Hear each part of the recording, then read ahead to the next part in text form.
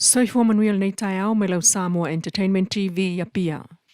Tato lipoti whaapitol nei yaso mai whai unga kapeneta po le maloile sanafi lo na sofono.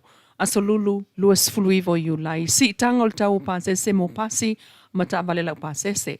Le upasi alo ia e kapeneta ila no fono. Le si tanga fowul tau pasese mo ta vale lau pasese laiti. Whaatasi ai mapasi. O le si tanga fou le ufatulanga ai i le tolu se fulu pasene mo le tau pasese i ta vale lau pasese la iti mapasi fua i tau o lo oia i le taiminei.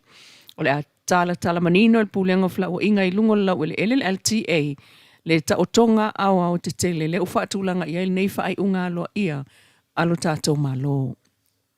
Mai lama lau al kapeneta le ua ma ese lango ma le aloa ia ele malo o le lakapi Samoa. Watu ina mail whai unga aloa i ale malo, wa awa ese ai lana langolango le lakapi Samoa, ma ua leto e aloa i ale malo le lakapi Samoa, na te whaatau taia le ta longo le lakapi to tonu le ta tutunuu, ma le vai fafo. O le nei whai unga e afua mail fina ngalo le malo i afsosoni le toi langa ina le ta longo le lakapi, e pele i tangata Samoa, i le tuana i o se taimi umi o fina unga ma FSS inga i tonu le uni, ai mai sai o le tūlanga māua lalo wa paua tu iai tūlanga o le lakapia Samoa i le lalolangi ona o le whaafuenga o le lakapi. Wa tele tausanga wa afiai. Wa umi se taimi o whaatali ina ia fofoa la mea whaafita uli o lo o tūlai mai. Mai na tau mawhai fo i le māloe au mai whaatasi tu o lo o FSS ai i se fōna tanga ni tausa ili ili ai se fofo. Ai peitai. Wa se linga tali i seu mai wale ai lava se tasi. Alia le fionga le pāle mea, la au le mali toa, pola tai vau le watea, pola tai vau fosi Schmidt, o le nei whai unga le malo, awa ese ai le toe aloa ia, ele malo le lakapi Samoa mai ua tau fiai foi, o na toe tu inatu fsosoani masani tau tupe le malo, ma isi uma fsosoani ile lakapi Samoa.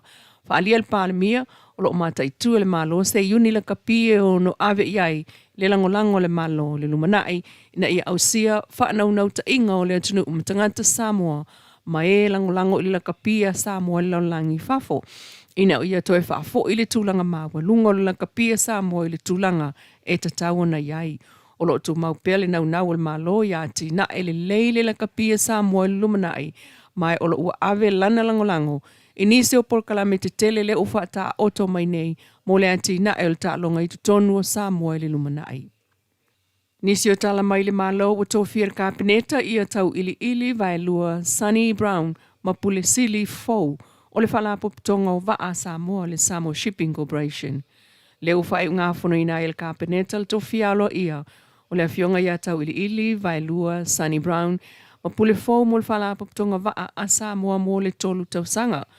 O le tamali i waloa tausanga o tau tua le whalapo pitonga waa Samoa.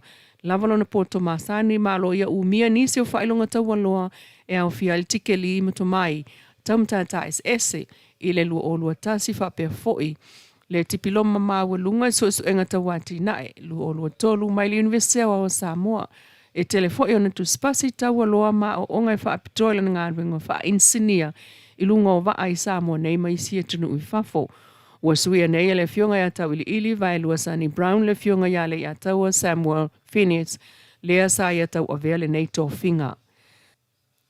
Ai ua whilwhili nei una sa viane whaifuaina to alama ofisa silio pulenga o atina e o i tu malo. Ufa mauniel kapeneta le tō fialo i ai o le fionga ia una sa viane whaifuaina to ala maulua i ofisa sili fou o le pulenga o atina e o i tu malo mo le tolu tau sanga.